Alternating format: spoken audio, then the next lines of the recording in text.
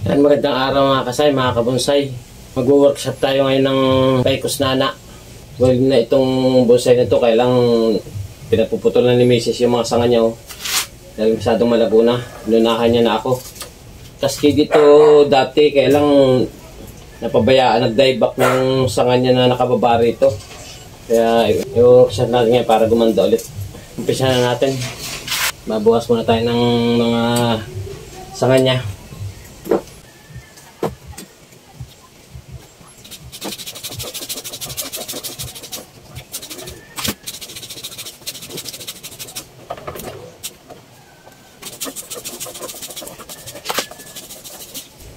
Tinanggal na natin itong sanga na ito. Masyadong malaki na. Dahil lumapat na sa lupa itong ugat nyo.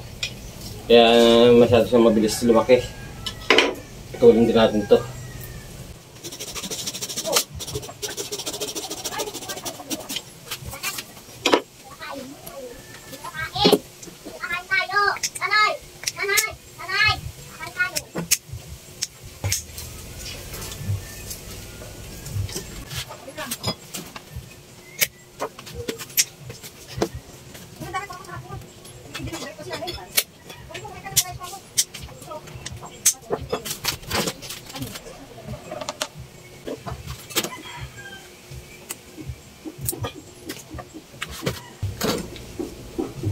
Ito yung malaking ugat na nakalapat dati sa lupa. Yung pinagpuputol ni Mrs. Tuloy na natin itong ugat na ito. Ugatin itong dalawa na ito eh.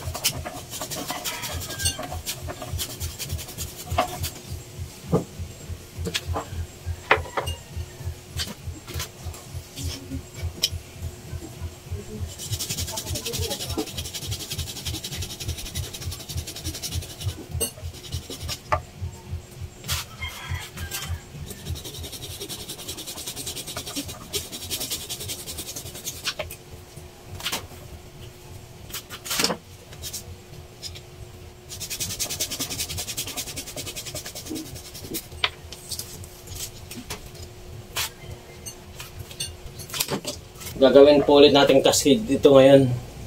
Kaya pipili tayo nung ibababa natin na sanga.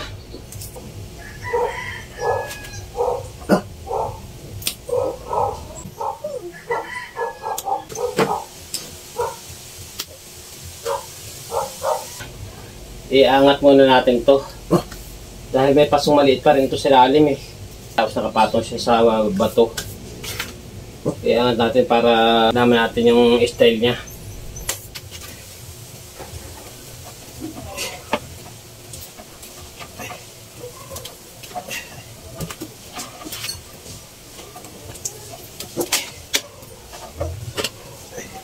Nakakabit pa dito yung paso.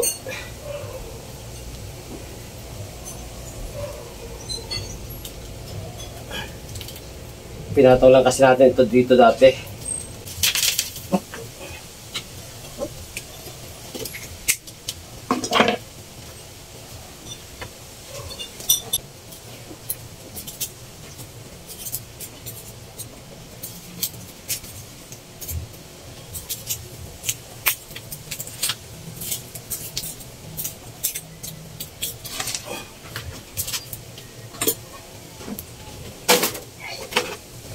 Tanggal natin. Ito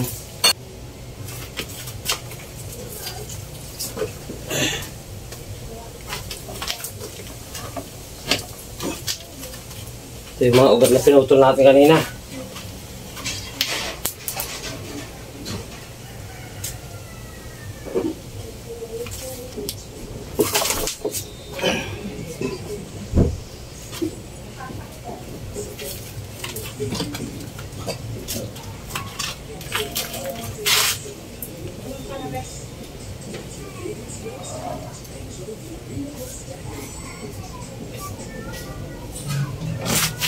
Yan, iyuyuko natin to.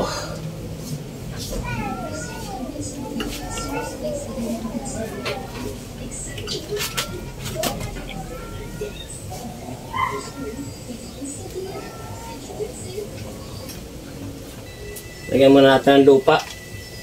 Yan, nalagyan na natin ng lupa. Cascade na ulit po siya. Bawas pa tayo ng branches. Tatanggalin natin ito nasa puno na to.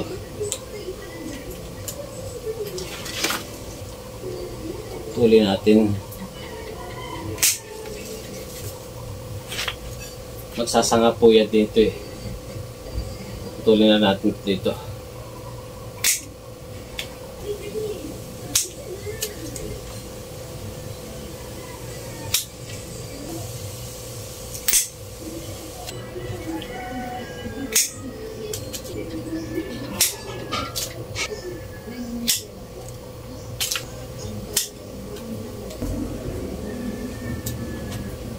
Ito lang mga kasi ang iiwan natin itong isang sanga na to.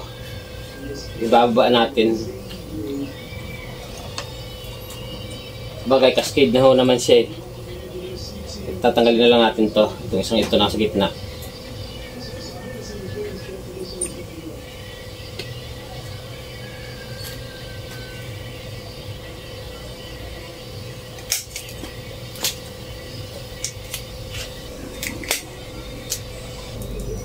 May wire lang po tayo na ilang sanga.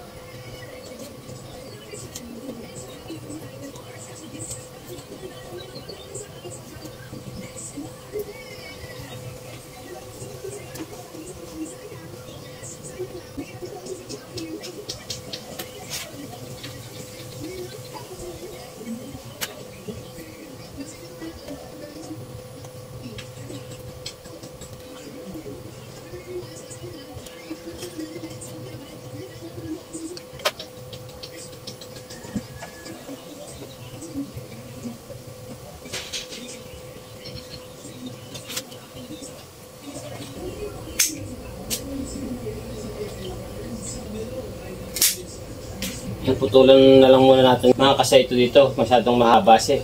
Mahaba pa siya dito sa naunang. Putulan muna natin dito. Para magkasanga siya ng panibago.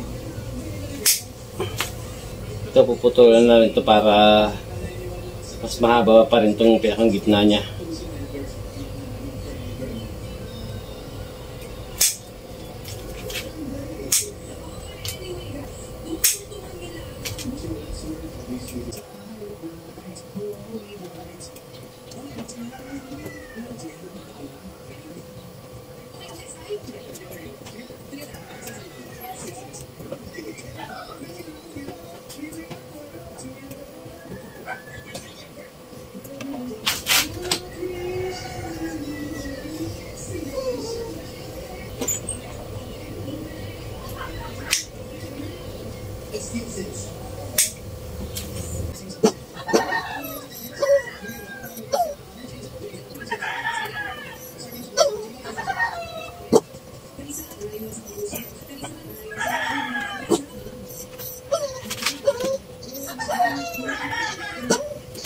Medyo binaluktot natin ito pa taas para kaparehas ng kabila.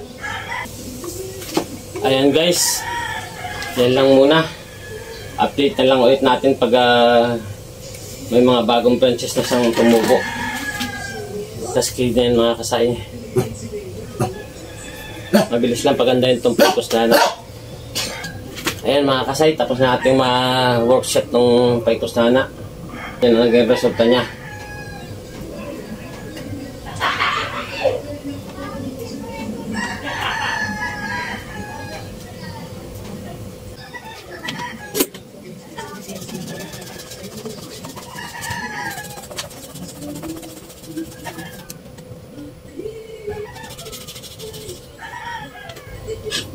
Pinawasan natin ng konti dahil mas malaki itong bandang ibaba rito sa rito.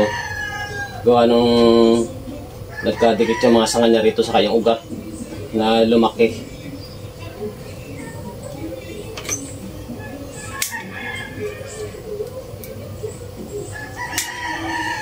Yan mga kasay, maraming salamat sa inyong panonood at baka hindi pa kayo nakakapag-subscribe sa aking YouTube channel at sa aking Facebook page. Pakisubscribe po para mapanood niyo pa po ang mga next videos na i-upload ko. Salamat.